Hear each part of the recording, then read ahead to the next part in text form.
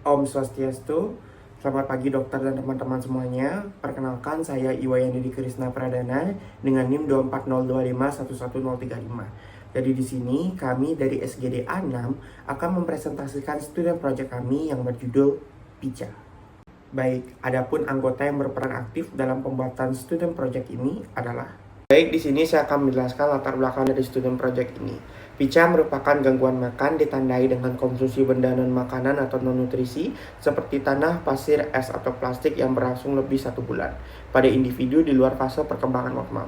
Prevalensinya cukup tinggi, tercatat 30,7% pada remaja di Sudan, dan kasus ini ditemukan pada Indonesia dengan disabilitas intelektual. Faktor risiko utama meliputi definisi mikronutrien, kondisi psikososial seperti stres, kebiasaan budaya, pendidikan rendah, serta status ekonomi yang mendukung, dan sering pula terkait dengan gangguan perkembangan maupun psikiatri. PICA menimbulkan konstipasi serius mulai dari anemia defisiensi besi, keracunan logam berat misalnya timbal, hingga gangguan saluran cerna berupa obstruksi atau perforasi atau infeksi, serta masalah gigi akibat abrasi enamel dan juga karies. Diagnosis gagal melalui anamnesis perilaku makanan normal, perusahaan laboratorium seperti HB, ferritin, dan toksikologi, serta evaluasi status gizi, kesehatan gigi, dan komplikasi gastrointestinal. Topik ini penting dikaji karena prevalensinya cukup tinggi, faktor risikonya beragam, dan dampaknya serius. Namun masih dapat kurangnya perhatian pada kelompok rentan seperti anak dan juga ibu hamil. Oleh karena itu kami tertarik untuk mendalami materi PICA ini. Perkenalkan, nama saya Niko Manska Saraswati dengan 3 digit NIM terakhir dan 9 akan menjelaskan poin 1.2 yaitu mengenai rumusan masalah. Adapun poin yang pertama yaitu apa yang dimaksud dengan PICA dan bagaimana definisi medisnya. Yang kedua yaitu apa saja etiologi, faktor resiko, serta mekanisme yang mendasari timbulnya PICA. Ketiga, bagaimana patofisiologis dan manifestasi klinis dari PICA.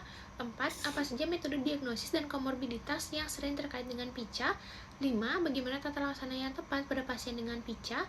6. Apa saja bentuk pencegahan dan edukasi yang dapat diberikan pada pasien dan juga masyarakat. 7. Bagaimana dampak PICA terhadap kesehatan masyarakat.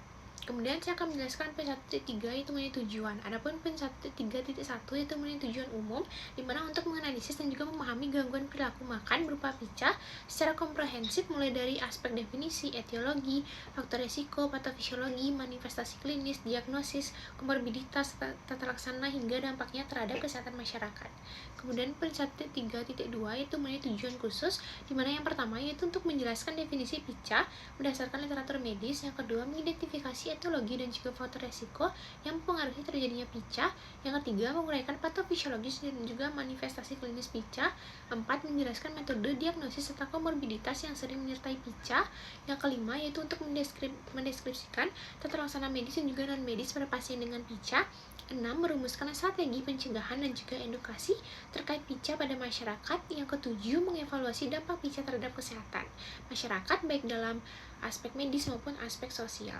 Kemudian saya akan menjelaskan poin 1.4 yaitu mengenai manfaat, di mana poin 1.4.1 yaitu manfaat teoritis untuk memberikan pengetahuan ilmiah mengenai PICA sebagai salah satu gangguan perilaku makan, kemudian menambah referensi akademik bagi mahasiswa kedokteran mengenai kaitan antara faktor biologis, psikologis, dan juga sosial dalam PICA. Kemudian poin 1.4.2 yaitu manfaat praktis untuk membantu mahasiswa kedokteran dalam memahami konsep diagnosis dan tata laksana PICA sehingga dapat diterapkan dalam praktik klinis. Kemudian menjadi dasar dalam menyusun strategi pencegahan dan juga edukasi kepada masyarakat mengenai PICA. Kemudian memberikan wawasan tentang dampak kesehatan masyarakat dari PICA sehingga dapat mendukung intervensi kesehatan publik. Baik, sekian dari saya, akan dilanjutkan oleh rekan saya. Terima kasih. Perkenalkan, nama saya Kerinda Tarigan dengan NIM 24025111083. Di sini saya akan memaparkan tentang definisi dari PICA. PICA merupakan satu gangguan makan yang ditandai dengan dorongan untuk mengonsumsi zat yang bukan makanan dan tidak memiliki nilai gizi, seperti tanah, kertas, atau kapur. Meskipun PICA sering dijumpai pada anak-anak, gangguan makan ini juga banyak ditemukan pada individu dengan keterbatasan intelektual. Pada wanita, kondisi ini paling sering terjadi selama masa kehamilan. Di beberapa budaya, konsumsi zat non-nutritif masih dianggap sebagai hal yang dapat diterima, sehingga membedakan antara perilaku normal dan patologis menjadi penting. Secara umum, PICA terjadi sebagai gangguan tersendiri, namun dalam beberapa kasus dapat pula muncul bersamaan dengan kondisi psikiatri lain seperti skizofrenia, obsessive compulsive disorder atau OCD, maupun trichotillomania. Terima kasih. Perkenalkan, nama saya Sagung Duanjeni dengan NIM akhir 011. Di sini saya akan menjabarkan terkait dengan etiologi dari pica. Etiologi pica bersifat kompleks dan belum memiliki penyebab tunggal yang pasti. Faktor psikologis seperti stres, penelantaran anak, dan deprivasi ibu dilaporkan berperan. Sementara defisiensi zat besi serta kadar rendah mikronutrien lain juga sering ditemukan pada pasien. Namun, teori bahwa dorongan pica hanya muncul karena kebutuhan besi dianggap tidak memadai. Sehingga muncul hipotesis lain yang menyebutkan pica dapat berfungsi sebagai mekanisme perlindungan tubuh terhadap racun dengan mengikat dan mengurangi penyerapannya di usus. Pada kasus Pagopaggia mengujah es, bahkan diduga memberi manfaat fisiologis sementara, seperti meningkatkan aliran darah ke otak. Perkenalkan, nama saya Owen Grandi dengan 3 digit terakhir NIM saya 227. Sekarang saya izin untuk melanjutkan untuk menjelaskan faktor risiko dari PIKA. Sejalan dengan kompleksitas penyebab tersebut, terdapat berbagai faktor risiko yang dapat meningkatkan kemungkinan seseorang mengalami PIKA. Di antara lain, stres psikologis, faktor budaya dan kebiasaan yang dipelajari sejak kecil, status sosial ekonomi rendah, serta kondisi kesehatan mental seperti depresi, autisme, ADHD, atau skizofrenia. Defisiensi nutrisi seperti zat besi dan juga kalsium, dan penelantaran anak juga berperan. Sementara pada kehamilan, PIKA sering muncul terkait perubahan hormonal dan kebutuhan metabolik. Faktor lain seperti epilepsi dan riwayat psikopatologi dalam keluarga turut memperbesar kerentanan. Sekian dari saya, terima kasih dan akan dilanjutkan oleh teman saya. Perkenalkan, saya Fiona Limjaya dengan NIM saya 2402511107 dan di sini saya akan menjelaskan terkait patofisiologi dan juga manifestasi klinis dari PIKA.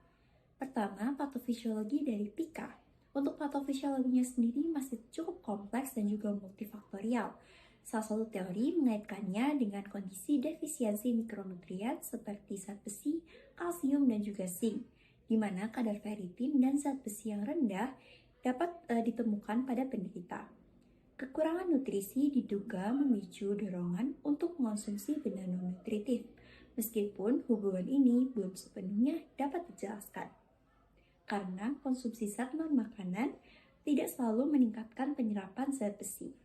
Hipotesis lain juga menyebutkan bahwa PIKA sebagai mekanisme protektif di mana zat non-nutritif seperti tanah dapat mengikat racun dan mengurangi penyerapannya pada saluran cerna.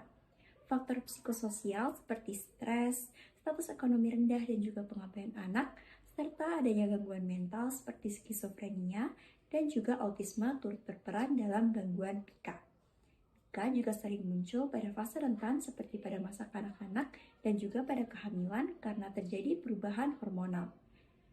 Jenis PIKA yang sering dilaporkan antara lain yang pertama ada geofagia atau tanah, kemudian amilofagia atau tepung, phagofagia atau es, trichofagia atau rambut, dan juga yang terakhir ada silofagia atau kayu. Selanjutnya terkait manifestasi klinis dari PIKA.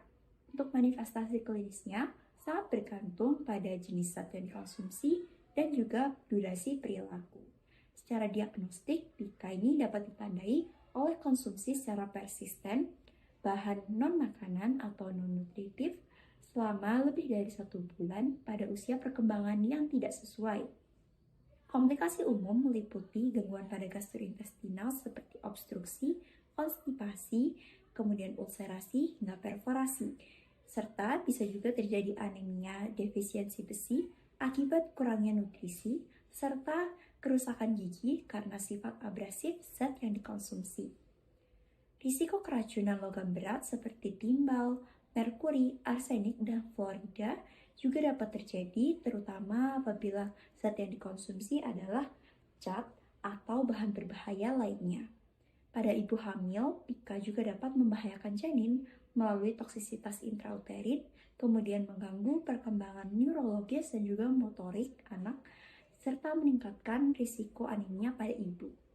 Selain dampak medis, PIKA juga mempengaruhi kesehatan psikis, memicu rasa malu, stigma sosial, dan juga penurunan kualitas hidup dari pasien yang menderita. Sekian pemaparan dari saya terkait patofisiologi dan juga manifestasi klinis dari PIKA. Selanjutnya saya serahkan pada rekan saya. Terima kasih. Perkenalkan, nama saya Jessica Ortiz Purba dengan NIM 24025111131. Di sini saya akan menjelaskan mengenai diagnosis PIKA. Menurut DSM-5, PIKA didefinisikan sebagai perilaku mengonsumsi bahan non-nutritif dan non-makanan selama lebih dari 1 bulan pada individu berusia minimal 2 tahun, serta tidak sesuai dengan tahap perkembangan normal maupun norma budaya setempat. Diagnosis memerlukan konfirmasi bahwa perilaku tersebut bukan bagian dari kebiasaan sosial budaya maupun gangguan makan lain. Defisiensi zat besi, khususnya anemia defisiensi besi, sering ditemukan pada pasien PIKA, sehingga pemeriksaan status mikronutrien menjadi penting. Evaluasi diferensial juga harus dilakukan untuk menyingkirkan gangguan psikiatri lain seperti skizofrenia, gangguan obsesif kompulsif, autisme, dan keterlambatan perkembangan. Penilaian perilaku dan riwayat medis individu merupakan langkah krusial dalam memastikan diagnosis secara akurat. Sekian yang dapat saya sampaikan mengenai diagnosis PIKA. Terima kasih. Adapun komorbiditas yang umum ditemukan pada PICA seperti gangguan sosial, gangguan psikologis, ADHD, kemudian psikosis.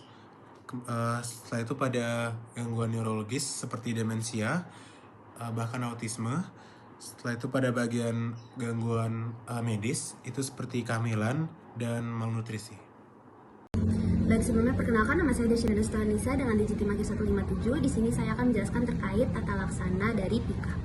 Pertama, kita akan melakukan evaluasi pada pasien dan memastikan apabila pasien memiliki dasar masalah dari PIKA. Misalnya saat pasien memiliki defisiensi dari zat besi maupun zinc, hal itu bisa menyebabkan PIKA. Lalu apabila pasien memiliki kelainan secara psikologis, misalnya karena autisme maupun retardasi mental lainnya, hal itu juga bisa menyebabkan PIKA. Jadi di sini kita juga memastikan bahwa dasar dari masalah PIKA ini bisa teratasi. Selanjutnya kita melakukan penanganan medis apabila pasien menunjukkan komplikasi yang disebabkan oleh PIKA sendiri, misalnya keracunan maupun perforasi saluran pencernaan yang tentunya bisa mengganggu dari hidup pasien. Selanjutnya kita melakukan intervensi psikososial dan perilaku dari pasien, memastikan bahwa pasien mendapat dukungan yang sesuai melalui terapi dan melalui lingkungan sekitarnya seperti keluarga. Terakhir, kita melakukan pemantauan jangka panjang karena PIKA ini biasanya bersifat kronis yang mana bisa kambuh seiring waktu. Jadi harus dilakukan pemantauan jangka panjang dan dipastikan bahwa pasien tidak kekurangan maupun defisiensi dari zat yang bisa menyebabkan PIKA ini. Sekian dari saya, terima kasih.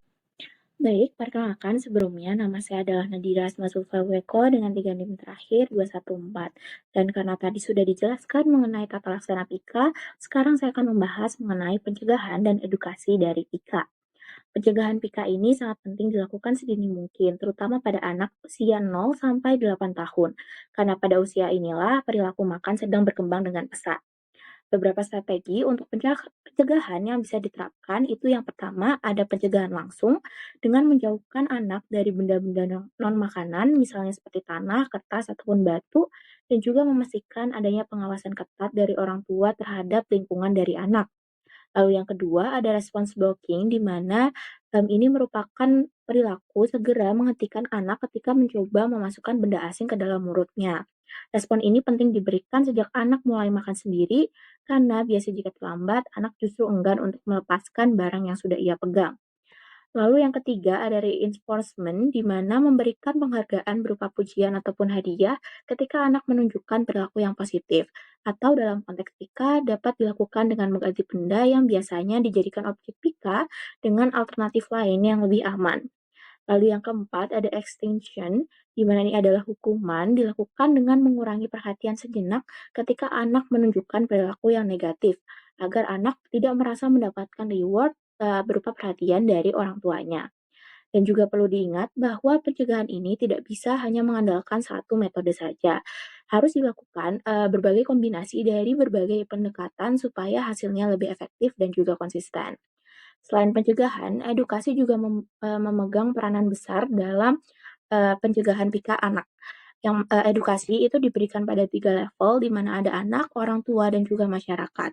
Tentunya jika pada anak, edukasi bisa berupa psikoedukasi tentang kondisi yang ia alami, juga penjelasan mengenai benda apa yang aman dan layak untuk ia konsumsi. Lalu pada orang tua, edukasi lebih menekankan tentang pemahaman dari gejala, penyebab, dan cara penanganan PIKA. Orang tua juga perlu diingatkan untuk memberikan perhatian, kasih sayang, dan juga menciptakan lingkungan rumah yang aman, nyaman, dan juga bergizi. Lalu pada level masyarakat, edukasi dapat dilakukan melalui guru, pengasuh, kader kesehatan, maupun tenaga medis. Mereka semua memiliki peran dalam mendeteksi gejala awal, memberikan dukungan sosial, dan juga membantu mengawasi anak di luar lingkungan rumah. Dengan adanya pencegahan sejak dini, edukasi yang menyeluruh, serta keterlibatan yang aktif dari orang tua dan juga masyarakat, resiko kekambuhan itu dapat diminimalkan. Anak dapat memiliki kesempatan untuk tumbuh dan berkembang secara optimal tanpa terhambat oleh perilaku PIKA. Perkenalkan, nama saya Insli Alessandro Sujana dengan 3 digit NIM terakhir 244. Dan pada kesempatan ini saya akan menjelaskan mengenai dampak PIKA terhadap kesehatan masyarakat. Jadi PIKA adalah perilaku makan yang tidak wajar dan penelitian terbaru menunjukkan dampaknya cukup serius terhadap kesehatan. Studi sistematis melaporkan bahwa lebih dari 80% kasus PIKA berkaitan dengan anemia defensi berat dengan penurunan hemoglobin yang signifikan, terutama pada ibu hamil dan wanita pasca persalinan. Sebuah kasus bahkan mendokumentasikan seorang pria dengan anemia yang gemar makan beras mentah. Setelah diberikan terapi zat besi, kadar hemoglobin normal kembali dan kebiasaan PIKA-nya hilang. Ini menunjukkan bahwa PIKA bisa menjadi manifestasi dari anemia defisiensi besi.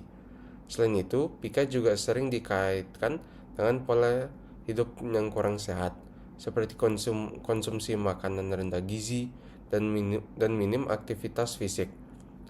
Karena itu, penanganan PIKA tidak cukup hanya mengatasi perilakunya, tetapi juga perlu menyasar anemia serta perbaikan gaya hidup secara menyeluruh, khususnya pada populasi yang rentan.